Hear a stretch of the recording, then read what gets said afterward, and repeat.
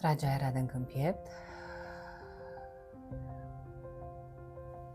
Primesc realitatea nouă.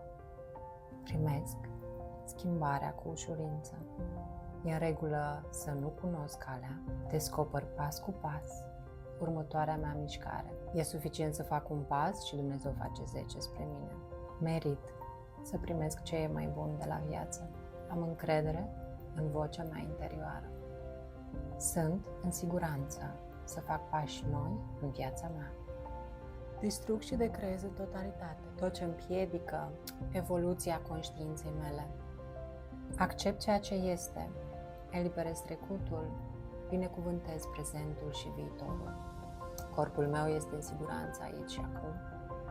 Inima mea cunoaște calea. Știu deja tot ce am de știut, iar ce nu cunosc se relevă cu ușurință. În siguranță, pășesc către următorul meu nivel.